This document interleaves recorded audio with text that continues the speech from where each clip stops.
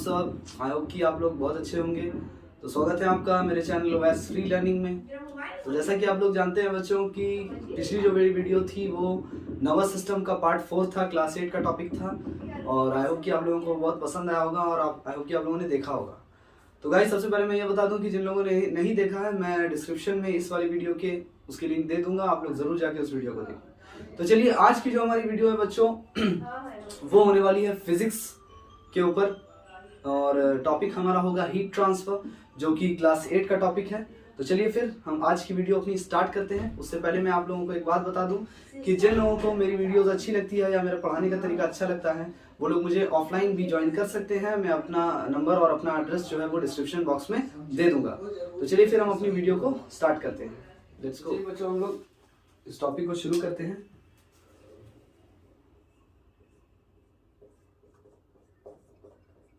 Heat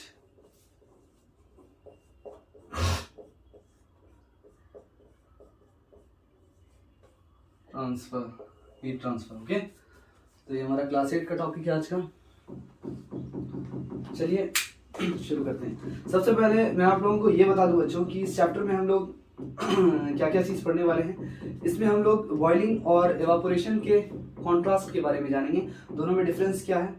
इसमें हम लोग थर्मल एक्सपेंशन ऑफ मैटर के बारे में जानेंगे, क्या होता है लीनियर एक्सपेंशन, क्या होता है सुपरफिशियल एक्सपेंशन, क्या होता है एरिया वाइज एक्सपेंशन, या फिर इसके साथ साथ हम लोग जानेंगे वॉल्यूम एक्सपेंशन के बारे में, ठीक है, which is also known as cubical expansion. अब देखिए इसमें हम लोग सॉलिड, लिक्विड और गैस को कंपेयर भी करेंगे बच्चों और साथ ही साथ हम लोग ये भी ऑब्जर्व करेंगे एक्सपेरिमेंट्स में फिजिकल फिनोमिनास के बारे में। तो चलिए फिर इस टॉपिक को हम लोग स्टार्ट करते हैं। अब देखिए बच्चों, हम लोगों ने पहले भी पढ़ा था कुछ बेसिक चीजें, हम लोगों ने हीट के बारे में पढ़ी थी कि जब मॉलिक्यूल्स जो होता है सब्सटेंस का, कोई भी सब्सटेंस हो, चाहे वो सॉलिड हो, लिक्विड हो, गैस हो, तो उसका जो मॉलिक्यूल्स होता है जब उसे एनर्जी मिलती है सो वो फास्ट मूव करने लगता है। जैसे ही मॉलिक्यूल्स एनर्जी गेन करता है they tend to move faster. Okay, ये चीज याद रखिएगा, आपको सवाल आ सकता है। अब देखिए ये जो एनर्जी में इंक्रीज हो रहा है मॉलिक्यूल्स के, फॉर एग्जांपल आप किसी सब्सटेंस को, चाहे सॉलिड हो, लिक्विड हो, गैस हो, उसे आप हीट करते हैं, so it starts to gain energy and then the molecule starts to move faster. Okay, अब देखिए जैसे ही ये जो भी सब्सटेंस को आप हीट कर रहे हैं तो ये उसके एनर्जी में उसके इंक्रीज होता है। अब देखिए बच्चों, हम लोगों ने पहले भी डिस्कस किया है डिफरेंस हीट और टेम्परेचर के बीच में क्या डिफरेंस होता है। जैसा कि हम लोग जानते हैं कि हीट एक एनर्जी है, it's a form of energy, heat is a form of energy जो, लेकिन अगर हम लोग बात करें बच्चों की टेम्परेचर के बारे में, so it's sensation of hotness और कोल्डनेस ऑफ अ बॉडी। ठीक है, टेम्परेचर जो है एक सेंसेशन देता है हम लोग को हॉटनेस या कोल्डनेस का। ठीक है, अब देखिए ये जो हीट एनर्जी है ये टोटल अमाउंट ऑफ एनर्जी इसे बोल सकते हैं। It's a total amount of energy in a substance, that is heat energy. So it's a form of energy and temperature is not a form of energy. ठीक है, it's totally different. अब देखिए बच्चों, temperature जो होता है, जैसे कि हम लोगों ने बात किया कि वो डिग्री ऑफ हॉटनेस कितना डिग्री है, कितना ज्यादा कोई बॉडी गर्म है या कितना ज्यादा कोई बॉडी जो है वो ठंडी है। ठीक है, सो दैट इज टेम्परेचर। अब देखिए बच्चों, हम लोग जानते हैं जैसा कि जो हॉट बॉडी है it will be at higher temperature than a cold body. जो भी हॉट बॉडी है it will be at higher temperature than a cold body. तो ऑब्वियस सी बात है, हर कोई जानता है। अब चलिए हम लोग ये समझते हैं बच्चों कि हीट का जो ट्रांसफर होता है वो किस तरह से होता है। Transfer of heat, transfer of heat ये किस तरह से होता है, इसे अच्छे से समझते हैं हम लोग बच्चों। अब देखिए मैं यहाँ पे दो बॉडी बना देता हूँ, एक बॉडी बनाता हूँ इस तरह से, ये हमारी हॉट बॉडी है, और एक और यहाँ पे बॉडी बना देता हूँ, ये हमारी, मान लेते हैं कि ये वाली बॉडी हमारी कोल्ड बॉडी है। ठीक है बच्चों, अब देखिए एक चीज आप लोग हमेशा याद रखिएगा, ये चीज आप लोग को सवाल एग्जाम में भी आ सकता है कि क्या हीट जो है वो हॉट बॉडी से कोल्ड बॉडी में फ्लो करता है या फिर हीट जो है वो कोल्ड बॉडी से हॉट बॉडी में फ्लो करता है। So always you have to remember this, that heat always flows from hot body to cold body. Heat is transferred from hot body to cold body, हमेशा यही होता है बच्चों। ठीक है, हमेशा हॉट बॉडी से कोल्ड बॉडी में हीट ट्रांसफर होता है, कभी भी ऐसा नहीं होगा कि कोल्ड बॉडी से हॉट बॉडी में ट्रांसफर होगा। ठीक है, एट अ लोअर टेम्परेचर, याद रखिएगा। और इसी फिनोमिनन को हम लोग कहते हैं हीट ट्रांसफर। इसी फिनोमिनन को हम लोग क्या कहते हैं, हीट ट्रांसफर। ये जो ट्रांसफर हो रहा है, ये जो फ्लो हो रहा है हीट का जो फ्लो हो रहा है from hot body to cold body, ठीक है, at a lower temperature, we call it heat transfer. Easy. इसका डेफिनेशन लिख देंगे आप लोग, इजी है। अब देखिए हीट का जो ट्रांसफर होता है बच्चों, ये तब तक होता रहेगा जब तक कि कांस्टेंट टेम्परेचर अटेन नहीं हो जाए, जब तक इसका, इस बॉडी का और इस बॉडी का टेम्परेचर सेम नहीं हो जाता है, दोनों का टेम्परेचर जब तक सेम नहीं हो जाता है बच्चों, तब तक हीट फ्लो होता रहेगा, हीट का transfer hot body to cold body होता रहेगा। ये चीज भी आप लोग को एग्जाम में पूछ सकता है, ठीक है। कब तक ट्रांसफर होता रहेगा? जब तक ये दोनों का टेम्परेचर कांस्टेंट नहीं हो जाता है। अब देखिए जब ये दोनों का टेम्परेचर कांस्टेंट हो जाएगा, so the body will be set to be in equilibrium, ठीक है, थर्मल इक्विलिब्रियम। अगर ये सवाल आप लोग को आ जाए इन द फॉलोइंग में कि उस कंडीशन को क्या बोलेंगे, जब फॉर एग्जांपल कि दो बॉडी है, उसमें हीट ट्रांसफर हो रहा है हॉट टू कोल्ड बॉडी में, तो जब वो लोग दोनों कांस्टेंट टेम्परेचर अटेन कर लेगा, सो उस कंडीशन को हम लोग क्या बोलेंगे? Thermal equilibrium. क्या बोलेंगे बच्चों? Thermal equilibrium. इजी, ये सवाल आप लोग का आएगा इन द फॉलोइंग में। चलिए आगे बढ़ते हैं। ये तो था बच्चों ट्रांसफर ऑफ हीट। अब हम लोग समझते हैं यूनिट्स ऑफ हीट। चलिए इसे मिटा लेते हैं पहले। चलो बच्चों हम लोग ये समझते हैं हीट के यूनिट्स के बारे में। अब देखिए जैसा कि हम लोग जानते हैं कि heat is a form of energy, we know that, ठीक है। तो इसका यूनिट भी वही होगा जो एनर्जी का यूनिट होता है। Heat is a form of energy, और इसका हीट का भी यूनिट वही होगा जो कि एनर्जी का यूनिट होता है। और एनर्जी का यूनिट क्या होता है बच्चों? We already know that the unit of energy is joule. तो हीट का भी एनर्जी क्या होगा बच्चों?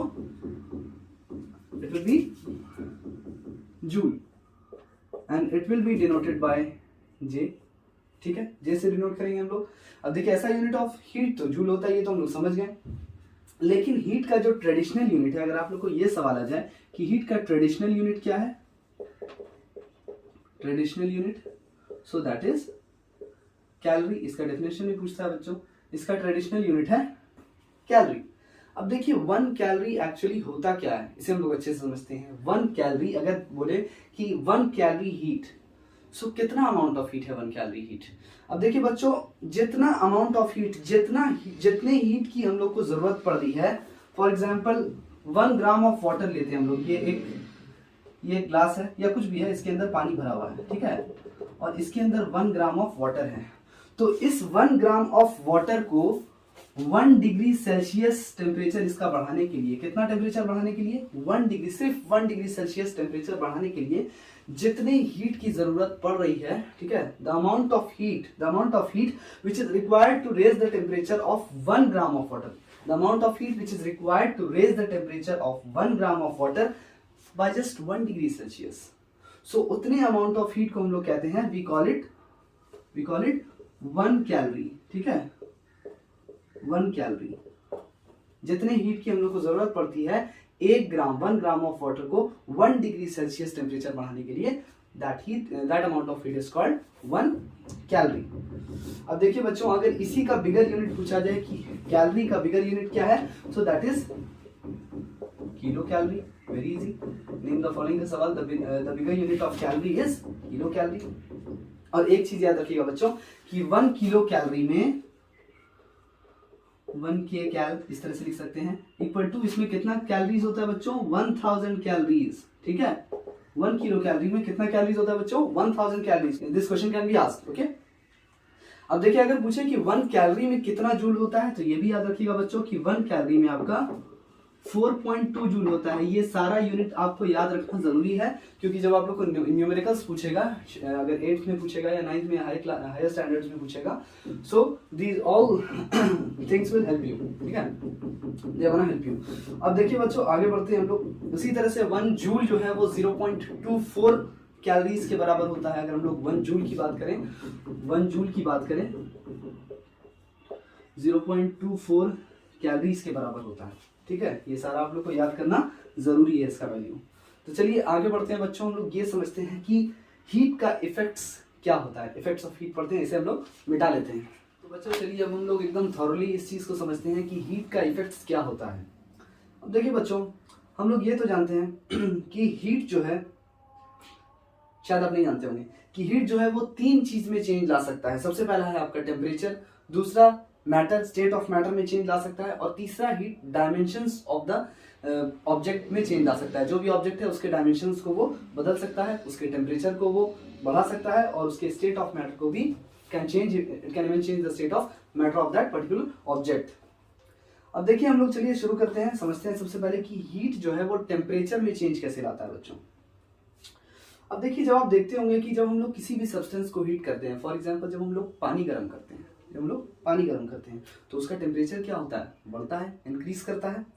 अब देखिए ये जो टेम्परेचर में जो इंक्रीज हो रहा है बच्चों, जो भी बॉडी है, फॉर एग्जांपल पानी गर्म कर रहे हैं या कोई भी चीज गर्म कर रहे हैं, सो वो आपका directly proportional to amount of heat होता है। जितना ज्यादा हीट आप सप्लाई करेंगे उस सब्सटेंस को जिसको भी आप हीट कर रहे हैं, फॉर एग्जाम्पल आप लो फ्लेम पे हीट कर रहे हैं या आप हाई फ्लेम पे हीट कर रहे हैं, जितना ज्यादा आप उसको हीट सप्लाई करेंगे, अमाउंट ऑफ हीट जितना ज्यादा सप्लाई करेंगे, उतना ही ज्यादा टेम्परेचर उस सब्सटेंस का बढ़ेगा बच्चों, ठीक है। और it is directly proportional to amount of the heat supplied to the body, its mass and material it is made up of, ठीक है। जितना ज्यादा बड़ा मास होगा उतना ज्यादा इंक्रीज इन टेम्परेचर होगा, और मटेरियल पे भी ये डिपेंड करता है बच्चों कि वो जो सब्सटेंस जिस चीज को आप हीट कर रहे हैं कि वो किस चीज से बना है या फिर उसका मटेरियल क्या है, ठीक है। इस चीज पे भी टेम्परेचर जो है, इंक्रीज इन टेम्परेचर वो डिपेंड करता है।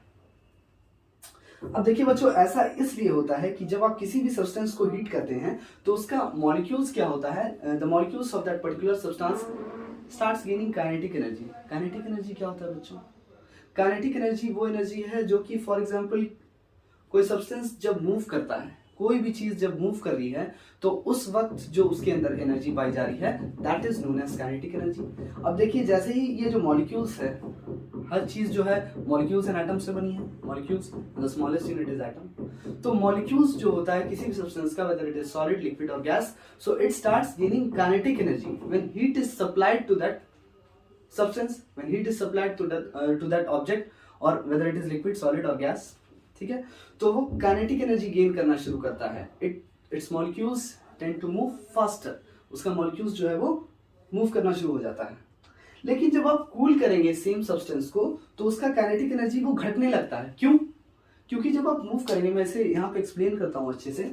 फॉर एग्जाम्पल यहाँ पे मैं फॉर एग्जाम्पल ये लिक्विड है, ठीक है, हम लोग इसको कूल करने लगते हैं, ठीक है, कूल करने लगते हैं। ये नॉर्मल टेम्परेचर पे था और हम लोग इसको कूल करने लगते हैं, या फॉर एग्जाम्पल हम लोग इसे फ्रीज करने लगते हैं। तो क्या होगा, ये जो इसका मॉलिक्यूल्स यहाँ था, यहाँ था, यहाँ था, यहाँ था, जो मूव कर रहा था, they were moving initially, but now when we start cooling this particular liquid, so what happens that the kinetic energy decreases, ठीक है बच्चों। तो ये बहुत ही आसान है, इसका जो मॉलिक्यूल्स है उसका जो स्पीड होगा वो कम होना शुरू हो जाएगा, and then it starts to cool down. हाँ, और इसी वजह से इसका टेम्परेचर क्या हो जाएगा बच्चों, कम हो जाएगा। इसका मॉलिक्यूल्स जो है, जो तेज मूव कर रहा था, उसका स्पीड जो है वो स्लो हो जाएगा कूल करने के कारण, और फिर इसका टेम्परेचर जो है, इस पर्टिकुलर लिक्विड का temperature will go down. Easy है।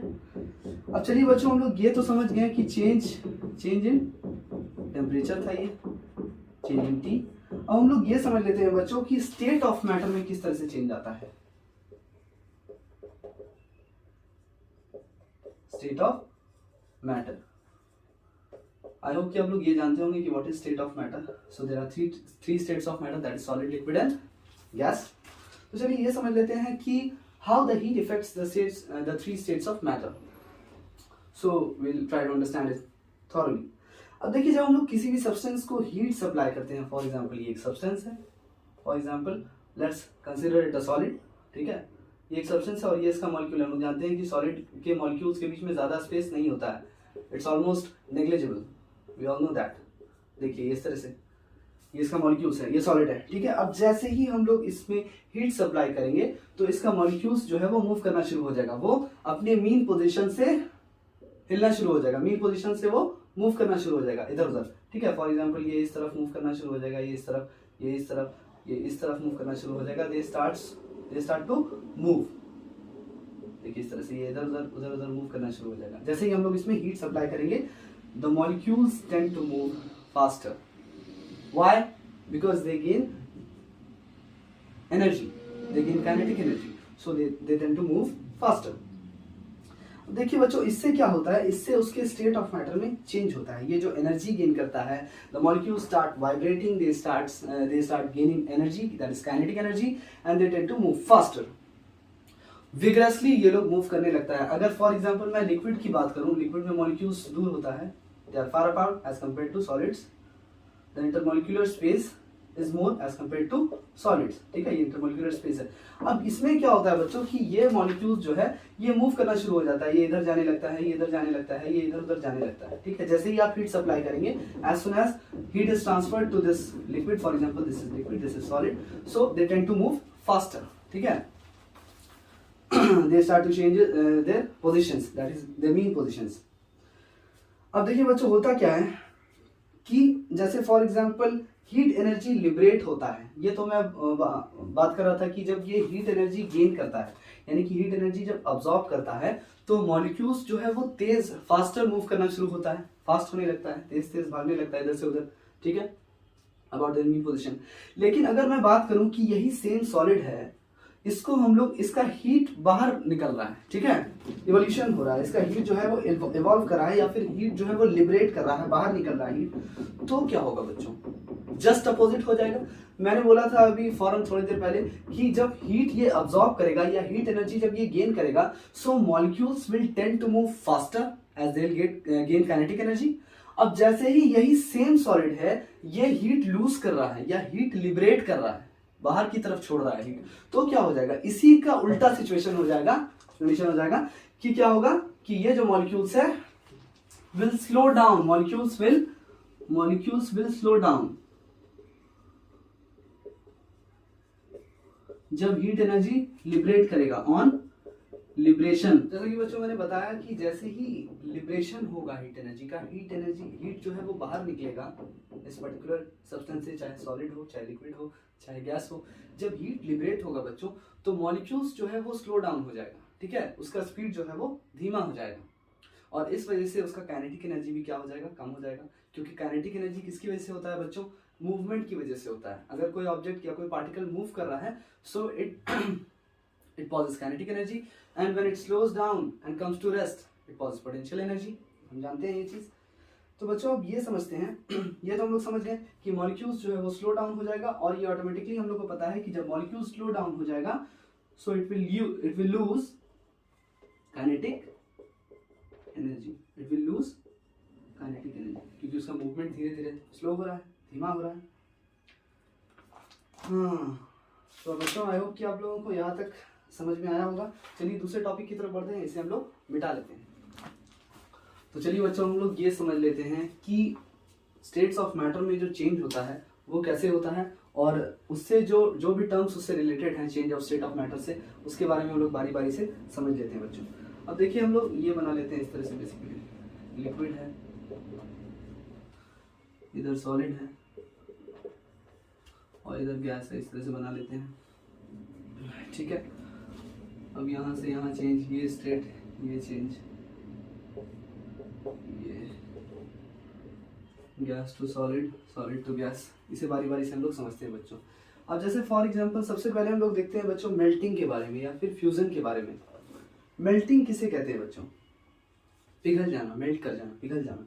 तो सॉलिड से जो लिक्विड में कोई भी सब्सटेंस है जो सॉलिड है, फॉर एग्जांपल आइस, ठीक है, आइस अगर आपका वाटर में चेंज होता है, सॉलिड से लिक्विड में चेंज होता है, so that particular process is known as melting. Easy है, ये आप लोग को डेफिनेशन में पूछ सकता है, एकदम 100% है कि ये सवाल आप लोग को आ सकता है बच्चों डेफिनेशन का, 2 मार्क्स का, and it's very easy that the change of substance from solid to liquid state at fix temperature. Fix temperature जरूर लिखिएगा बच्चों, याद रखिएगा, फिक्स टेम्परेचर जरूर लिखिएगा, due to absorption of heat. और ये याद रखिएगा ये जो मेल्टिंग का जो प्रोसेस है, it happens due to absorption of heat. Heat absorb होता है, इस वजह से सब्सटेंस जो है वो सॉलिड से लिक्विड स्टेट में चेंज हो जाता है। अगला देखते हैं बच्चों फ्रीजिंग या फिर सॉलिडिफिकेशन। इसी का उल्टा कर दीजिए, मेल्टिंग का उल्टा कर दीजिए।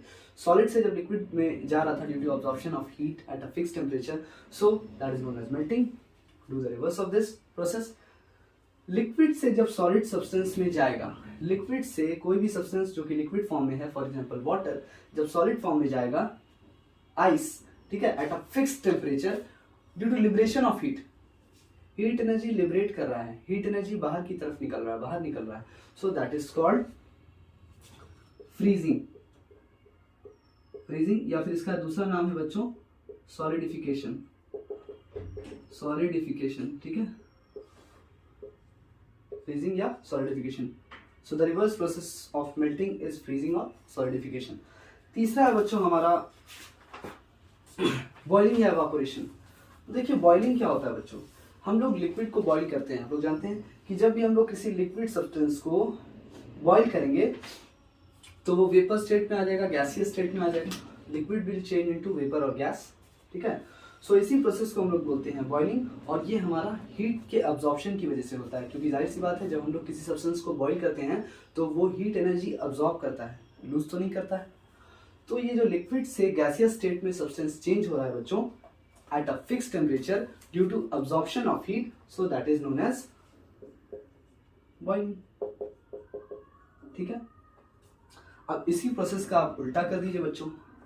मान लेते हैं कि कोई सब्सटेंस जो है वो गैसियस स्टेट में है, कोई सब्सटेंस जो है वो गैसियस स्टेट में है, वो अपने वेपर स्टेट से चेंज होकर क्या चीज में चेंज हो जाता है, लिक्विड स्टेट में।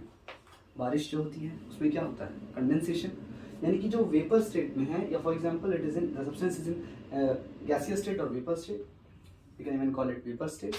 सो the change of substance from gaseous state to liquid state at a fixed temperature, लेकिन यहाँ पे अब्जॉर्प्शन ऑफ हीट नहीं हो रहा है, यहाँ पे फिर हीट एनर्जी लिबरेट हो रहा है, ठीक है।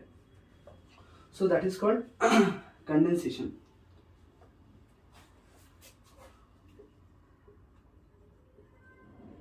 कूल हो रहा है ना सब्सटेंस, ये गैस जो है जब कूल डाउन होगा गैस का, जब गैस को कूल किया जाएगा, so it will directly change into liquid state.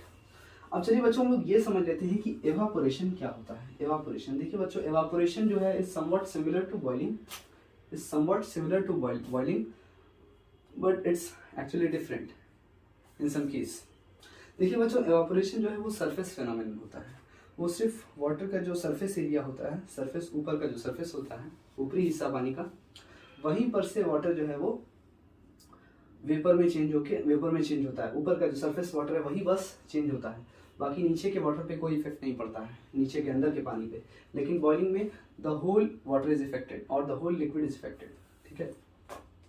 Evaporation जो है वो चेंज ऑफ सब्सटेंस है बच्चों from liquid state to gaseous state at temperature below its boiling point. अब देखिए ये दूसरा डिफरेंस हो गया, ये जो बॉइलिंग हो रहा था ये जब तक अपना बॉइलिंग पॉइंट रीच नहीं करेगा, boiling point of water is 100 degree Celsius, जब तक boiling point of water that is 100 degree Celsius, ये बॉइलिंग पॉइंट है वाटर का, जब तक इस टेम्परेचर को रीच नहीं करेगा तो ये वेपर में यानी कि गैस में चेंज नहीं होगा।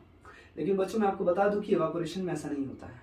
First of all it's a surface phenomenon and the second difference is that उसको एवापोरेशन के केस में 100 डिग्री सेल्सियस यानी कि बॉइलिंग पॉइंट रीच करने की जरूरत नहीं है वाटर को to change into vapour state, ठीक है।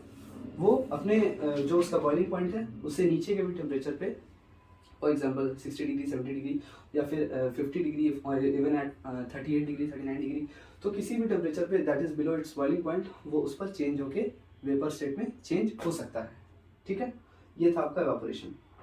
और इसका एक नॉर्मल सा एग्जांपल एवापोरेशन का ड्राइंग ऑफ क्लोथ्स या एवापोरेशन ऑफ वाटर साइकिल का जो प्रोसेस होता है उसमें जो वाटर एवापोरेट करता है अलग अलग वाटर के रिसोर्सेज से, फॉर एग्जांपल लेक से, ओशन से वाटर एवापोरेट करता है।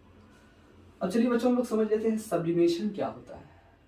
अब देखिए बच्चों कभी ऐसा भी होता है कि कुछ सब्सटेंस ऐसा होता है, सारे सब्सटेंस के साथ ऐसा नहीं हो रहा है कि all substance are not sublimable substance, few substances are sublimable. What does it mean? Sublimable substance, those substances which change from solid to gas directly without coming into liquid state or without changing into liquid state, they change directly from solid to gas, so those substances are called sublimable substance। यानी कि क्या होता है बच्चों कि जब heat energy आप supply करेंगे इस तरह के सब्सटेंस में जो भी सब्लिमेबल सब्सटेंस है, तो ये जो प्रोसेस है इसमें आपका solid to gas direct change होगा, solid to gas direct change होगा without coming into liquid state. तो ये हो गया आपका सब्लिमेशन।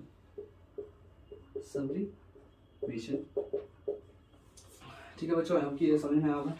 एक सवाल आप लोग और कर सकता है कि name any two sublimable substance, क्या आंसर लिख दीजिएगा, और नेपथलीन,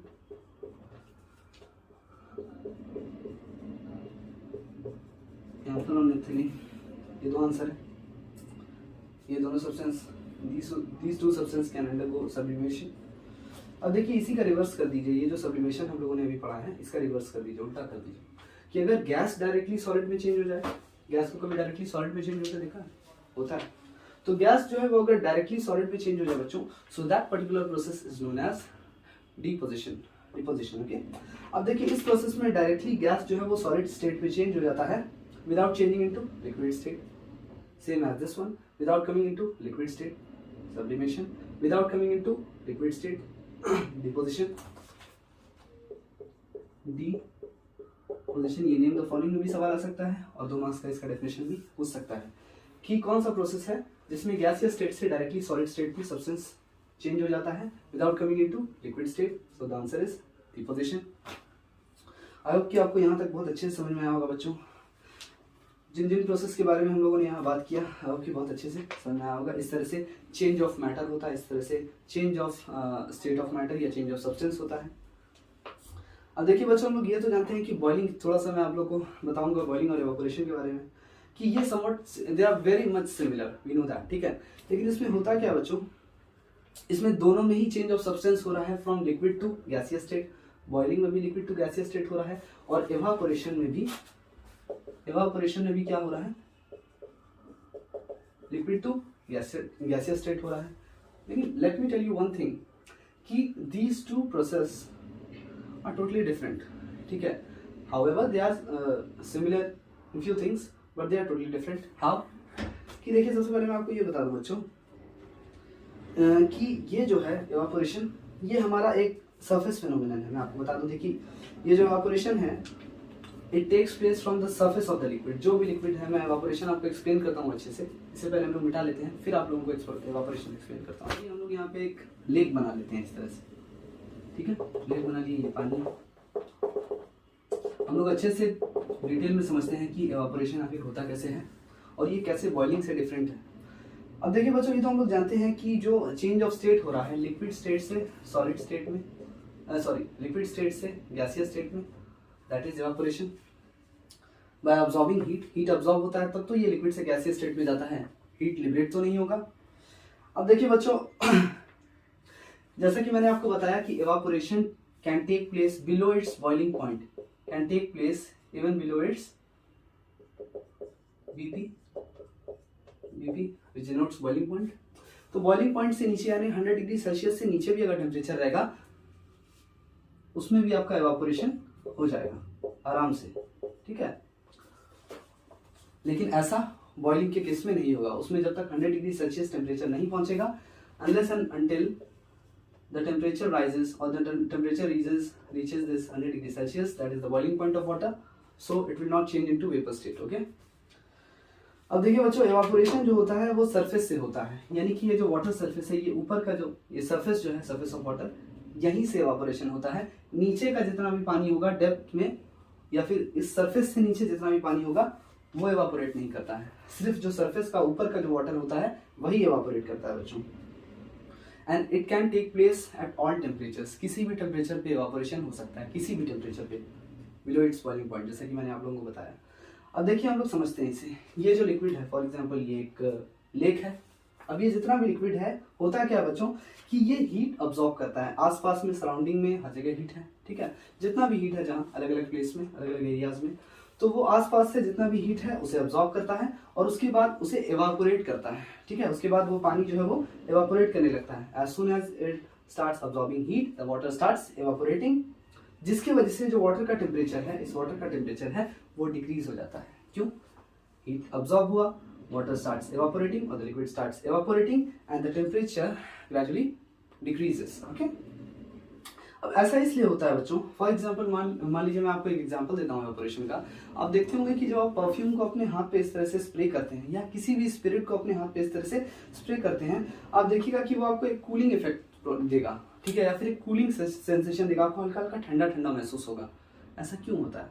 क्योंकि एवापोरेशन एक ऐसा प्रोसेस है, एक ऐसा फिनोमिनन है जिसमें आपको एक कूलिंग सेंसेशन वो प्रोवाइड करता है, ठीक है। आपको ठंडा ठंडा महसूस होगा हल्का, ठीक है। एक ऐसा प्रोसेस है जो आपको कूलिंग इफेक्ट प्रोवाइड करता है। अब देखिए ऐसा इसलिए होता है बच्चों क्योंकि एवापोरेशन में क्या होता है, जैसे फॉर एग्जाम्पल ठंडा ठंडा पानी है, उसका स्ट्रिप्स मैं एक कपड़ा लूँ और उसे ठंडे पानी में भिगा कर आपके सर पे रख दूँ, ठीक है, आपके सर पे रख दूँ जब आपको हाई फीवर है, so it will provide a cooling sensation, जैसे कि मैंने अभी आप लोग को बताया था। इसीलिए जो है जो लोग बीमार पड़ते हैं या जिन्हें बुखार हो जाता है, बहुत ज़्यादा हाई फीवर हो जाता है, तो नॉर्मली ऐसा किया जाता है घरों में। डॉक्टर्स भी रिकमेंड करते हैं कि पानी को जो है वो कपड़े को जो है वो ठंडे पानी में भिगा के जो भी बच्चा है या बड़ा है जो जिससे हाई फीवर है उसे सर पे रखिए। अब देखिए ये जो वाटर है स्ट्रिप में, फॉर एग्जांपल ये एक स्ट्रिप है, इसको हम लोगों ने पानी से भिगा दिया, ठंडे पानी से। अब इसमें जो भी वाटर है बच्चों वो इवापोरेट करना शुरू होता है, हीट अब्जॉर्ब करता है। हीट कहाँ से अब्जॉर्ब करता है? वो जो भी पर्सन बीमार है जिसके माथे पे रखा गया है स्ट्रिप को, वहां से ये हीट को अब्जॉर्ब करता है। और जैसे ही ये हीट को अब्जॉर्ब करता है, so the water starts evaporating, water starts evaporating, जैसे कि मैंने आप लोगों को अभी बताया था। इसलिए जो भी आदमी है जिसे बुखार है या फीवर है, उसका टेम्परेचर जो है वो डिक्रीज हो जाएगा। तो बेसिकली देखिए हम लोग फिर से एक बार मैं आपको बता देता हूँ कि इवापोरेशन में होता क्या है। ये वाटर है, ये सरफेस वाटर है, आसपास के सराउंडिंग से जो भी हीट है उसने अब्जॉर्ब कर लिया। उसके बाद जैसे ही अब्जॉर्ब किया उसने उस हीट को उसके बाद जो है वो वाटर का इवापोरेशन होने लगा। और जैसे ही वाटर जो है इवापोरेट करने लगा, so the temperature of the water gradually starts decreasing. Easy. उसी तरह से जो हाई फीवर जिसे भी है उसके सर पे जब ठंडा कपड़ा रखेंगे तो फिर वो आसपास यानी कि उसके जो बॉडी से वो जितना भी हीट है वो अब्जॉर्ब करेगा। उसके बाद इवापोरेशन होगा स्ट्रिप से इवापोरेशन होगा वाटर का, और उसके बाद उस आदमी का जो टेम्परेचर है, body temperature, it will decrease. Easy. अब देखिए बच्चों ये सवाल आप लोग को आ सकता है कि वाटर जो रहता है स्ट्रिप में वो इवापोरेट कर जाता है ऑन अब्जॉर्प्शन ऑफ हीट, जो वो हीट अब्जॉर्ब करता है फ्रॉम द पेशेंट्स बॉडी, और इस वजह से वो रिड्यूस कर देता है बॉडी के टेम्परेचर को। तो पूछ सकता है सवाल कि स्ट्रिप्स ऑफ वाटर क्यों रखा जाता है? जिस भी बंदे को हाई फीवर है उसके सर पे स्ट्रिप्स ऑफ कोल्ड वाटर क्यों रखा जाता है? So the answer is the water in the strips evaporates by absorbing heat from the patient's body, thereby reducing the body temperature, क्योंकि वो बॉडी टेम्परेचर को रिड्यूस कर देता है। अब देखिए बच्चों एक चीज और मैं आप लोगों के साथ शेयर करना चाहूंगा कि लिक्विड्स में क्या होता है। जो मॉलिक्यूल्स जो होता है वो बेसिकली टाइटली पैक्ड नहीं होता है if you compare it to solids. For example ये सॉलिड है, इसमें मॉलिक्यूल्स कुछ इस तरह से अरेंज होगा। The intermolecular space is almost negligible, we know that, ठीक है, ऑलमोस्ट नेग्लिजिबल होता है। लेकिन अगर मैं लिक्विड का यहाँ पे बताऊं, प्लेसमेंट इस तरह से दे देता हूँ, ये थोड़ा दूर है, ठीक है। इसके बीच का जो इंटरमॉलिक्यूलर स्पेस है वो इसके कंपैरिजन में ज्यादा है। अब देखिए इससे क्या होता है, इंटरमॉलिक्यूलर फोर्स जो है वो वीक हो जाता है। एक चीज याद रखिएगा, जितना ज्यादा इंटरमॉलिक्यूलर स्पेस होगा बच्चों उतना ही weak intermolecular force of attraction होगा। इसे मैं एक्सप्लेन कर देता हूँ। फॉर एग्जाम्पल कि जैसे मान लीजिए कि कोई स्ट्रॉन्ग आदमी है, जस्ट फॉर अंडरस्टैंडिंग, सिर्फ एक एग्जाम्पल के लिए समझा रहा हूँ कि फॉर एग्जाम्पल कोई स्ट्रॉन्ग आदमी है, अब फॉर एग्जाम्पल उसके पास बहुत फोर्स है, तो वो जो दूसरा आदमी है वो उसको खींच के अपने बिल्कुल पास रखेगा, वो हिल भी नहीं सकता है। लेकिन अगर एक कमजोर आदमी है जिसके पास फोर्स कम है तो क्या वो उसको खींच पाएगा? नहीं, वो इसको खींच लेगा और वो दूर चला जाएगा, ठीक है। So intermolecular force is less, so intermolecular space increases. तो फोर्स अगर कम होगा तो इंटरमॉलिक्यूलर स्पेस जो है वो इंक्रीज। ये सिर्फ एक्सप्लेनेशन के लिए आप लोगों को समझाया था, it has nothing to do with the topic, ठीक है। तो जितना ज्यादा फोर्स होगा, जितना ज्यादा इंटरमॉलिक्यूलर फोर्स होगा उतना कम जो है इंटरमॉलिक्यूलर स्पेस होगा। जितना ज्यादा फोर्स होगा उतना कम इंटरमॉलिक्यूलर स्पेस होगा, और जितना कम फोर्स होगा उतना ही दूर दूर मॉलिक्यूल्स एक दूसरे से भागेगा, ठीक है बच्चों।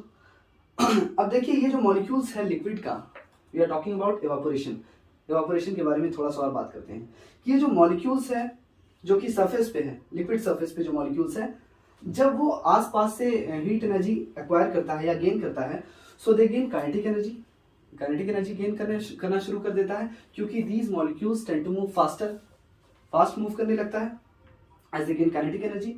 अब ये क्या करता है, ये पुल ऑफ अदर मॉलिक्यूल्स को ओवरकम करता है। ओवरकम यानी कि उसे काबू में करने की कोशिश करता है। अब नीचे का जो मॉलिक्यूल्स है, जाहिर सी बात है ये तो ऊपर का लिक्विड है ना, अब नीचे जो लिक्विड है बच्चों, जो दूसरा मॉलिक्यूल्स है जो लिक्विड इसके नीचे है, उसके पुल को ये कोशिश करता है काबू में करने की, ठीक है। It escapes and leaves the surface of the liquid. अब देखिए होता क्या है इसमें, ये जो सरफेस लिक्विड है ये अब्सॉर्ब करता है हीट, उसके बाद ये एवापोरेट कर जाता है, उसके बाद इस पूरे जो सरफेस वाटर है इसका टेम्परेचर क्या हो जाता है, डिक्रीज कर जाता है। अब ये जो सरफेस वाटर है ये तो एवापोरेट कर गया, लेकिन इसकी जगह कौन ले लेता है बच्चों, ये जो नीचे वाला लिक्विड है उसके ठीक नीचे वाला लिक्विड वो ऊपर आ जाता है, ठीक है, वो बन जाता है सरफेस वाटर, क्योंकि सरफेस वाटर तो गया, एवापोरेट कर गया, अब नीचे का जो लिक्विड है वो ऊपर आ गया, फिर वही same process, so the same process continuous, ठीक है। ये तो हम लोग समझ गए बच्चों, और इसी तरह से इस प्रोसेस को हम लोग कहते हैं एवापोरेशन। आई होप कि आप लोगों को ये प्रोसेस जो है वो थॉरली बहुत अच्छे से समझ में आया होगा, इससे ज़्यादा मैं और क्या एक्सप्लेन करूं। तो चलिए फिर यहाँ पे हम लोग अपने टॉपिक को एंड करते हैं। तो बच्चों आई होप कि आज का जो हमारा वीडियो था जो कि फिजिक्स के टॉपिक पे था, हीट ट्रांसफ़र के ऊपर, आई होप कि वो आप लोग को बहुत पसंद आया होगा और आप लोगों ने इस वीडियो को एंजॉय किया होगा काफ़ी। फिर से मैं आप लोगों को एक बात रिपीट कर दूं बच्चों, कि जिन लोगों को मेरा एक्सप्लेनेशन अच्छा लगता है, मज़ा आता है पढ़ने में, वो लोग मुझे ऑफलाइन भी ज्वाइन कर सकते हैं, ठीक है। It will be a paid course obviously. तो मैं एड्रेस आपको डिस्क्रिप्शन में दे दूंगा और अपना कॉन्टैक्ट नंबर भी आपको डिस्क्रिप्शन में दे दूंगा। जमकर पढ़ें, अच्छे से तैयारी करें और सपोर्ट करते रहें हमेशा। फिर मिलते हैं हम लोग अपनी अगली वीडियो में, तब तक के लिए गुड बाय और अपना ख्याल रखिएगा।